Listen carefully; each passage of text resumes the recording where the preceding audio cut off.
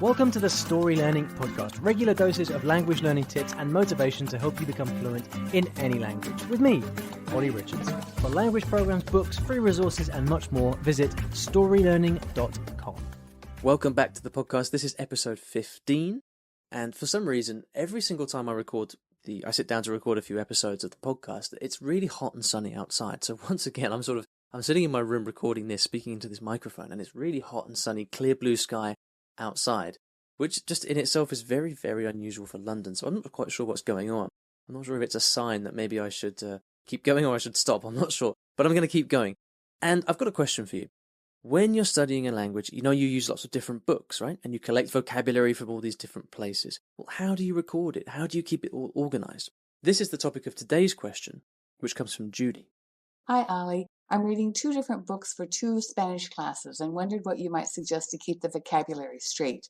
Do I do flashcards for each book, a notebook for each book, put each book in Anki, or what do you suggest? Thanks so much for your podcast. Hi, Judy. Thanks so much for your question. I think your voice got cut off a little bit right at the end of that, but never mind, because I heard the question loud and clear. What a great question. And, I think everybody is studying with at least 2 books, right? I don't think I've ever come across anyone who just uses one book alone to study. In fact, most people probably have the opposite problem. They probably have about 20 different resources of different kinds and kind of jumping from one to the next. So very relevant question. Let's assume for now, as you say, Judy, that you've only got 2 different books. And again, if you have a few more hidden away there, don't worry, I won't tell anyone. Now, the problem is that, as you say, you've got different stuff in each of the books, right? In one of the books, you're learning vocabulary about cats, and in the other book, you're learning vocabulary about dogs. So how do you take that and how do you keep it separated and organized? Right? That's the question. And then once you've, or do you use books? Do you stick it in flashcards? And if so, how do you do? Okay, so here's how I see this, because this is something I'm very interested in actually, because it's one of these things that you've got a lot of perceived wisdom on, but I find that that's not always borne out in reality, in the way that we actually work in practice. So there's one big question I want to ask. Let's imagine in an ideal world that you had all the time that you need and you had 2 notebooks, one for each of the textbooks that you're studying with, and they're beautifully separated and organized. You've got every single word written out. It looks absolutely gorgeous. You could even sell it. It looks that nice. Let's imagine that you could do that. My question for you is, would you then go back and systematically study and review everything you've written in those books? And I don't know about you, but I don't do that. I have a huge problem with this. I love making notes. I can make notes on vocabulary and grammar until the cows come home. But what I won't do is go back and then systematically review it all. And this is a big problem. And it wasn't until I actually kind of took a look at myself and realized that this was happening that I kind of, really realized how ineffective that I was actually being in my own studying. If you came and look at my bookshelf, you'd see dozens and dozens and dozens of vocabulary books and overflowing all over the place, full of stuff that I've never gone back and looked at. I'm sure you've heard the saying before that an idea is not an idea unless you act on it. Okay, an idea means nothing until you actually do something about it, right?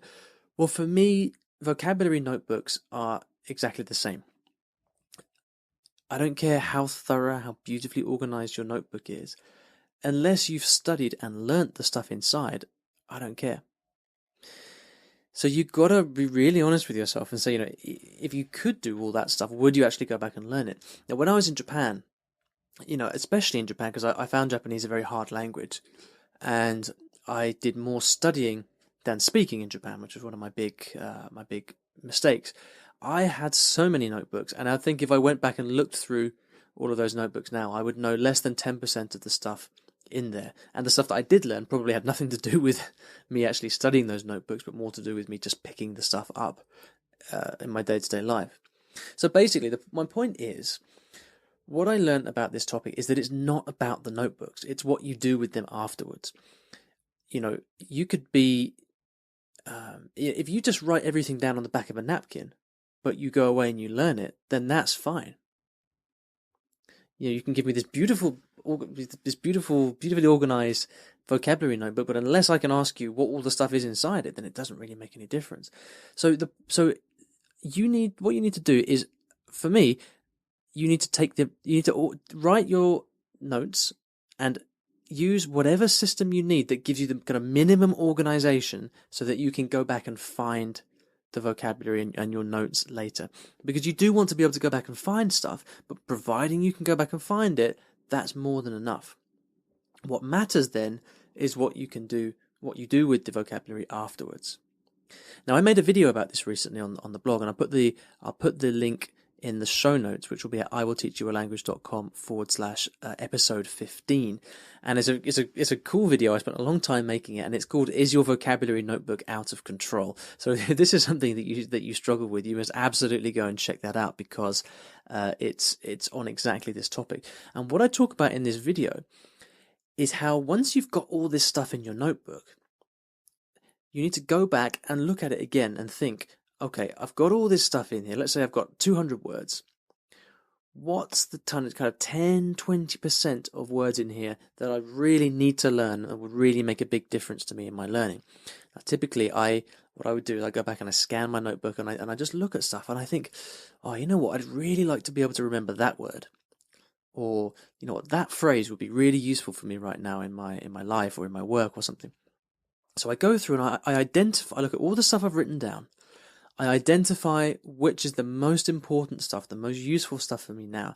And then what I personally do is I then take those 10-20% of words and I transfer them all into my flashcards. I use a flashcard program called Flashcards Deluxe.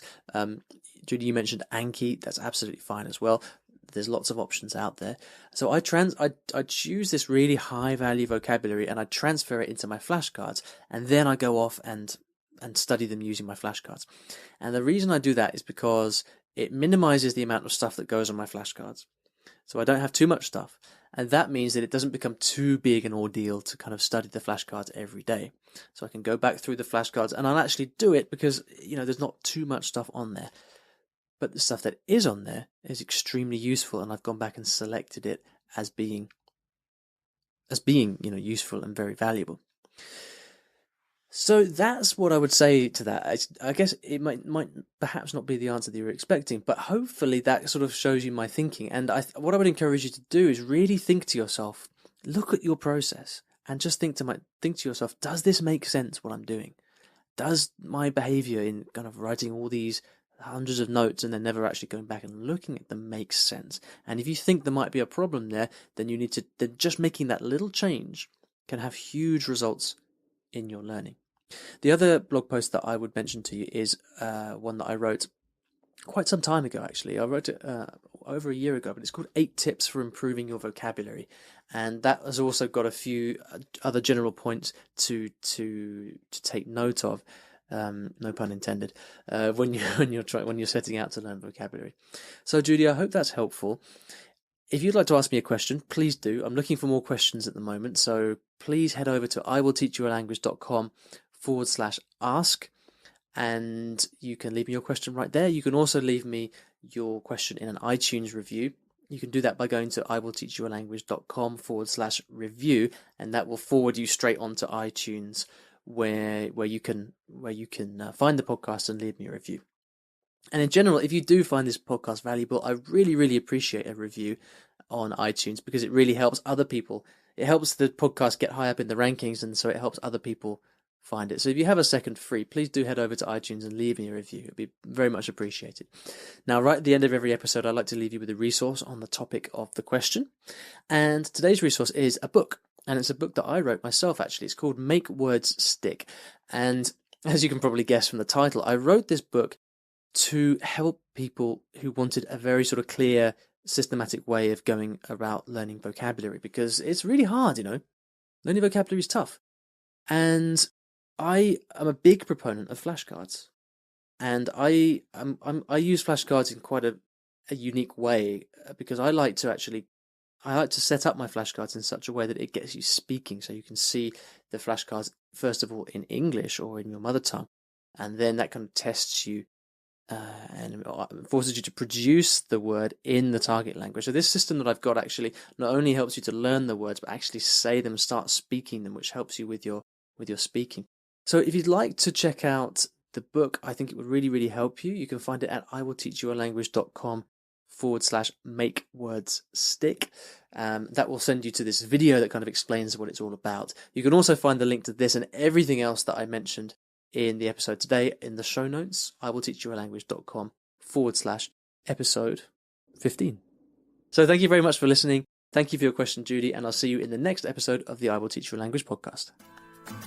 Thanks for listening to today's episode, and in case you didn't already know, I teach languages in a rather unusual way through stories. Now, stories are a great way to learn a new language because when you're engrossed in a story, you remember things more easily, and the mechanics of the language just start clicking inside your brain. It's quite something, and if you'd like to find out how you can learn a new language or improve your skills in a language that you already know and do it with the power of stories, then you should check out my free Story Learning Kit, which will teach you exactly how this method works and how you can use it yourself to learn a new language.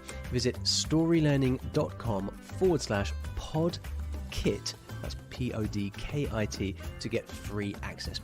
Inside you'll find explanatory videos, masterclasses, worksheets, short stories to practice with, and much, much more. Once again, that is storylearning.com/podkit, PODKIT, and if you're lucky, you might also find a link in the podcast description or show notes of this episode.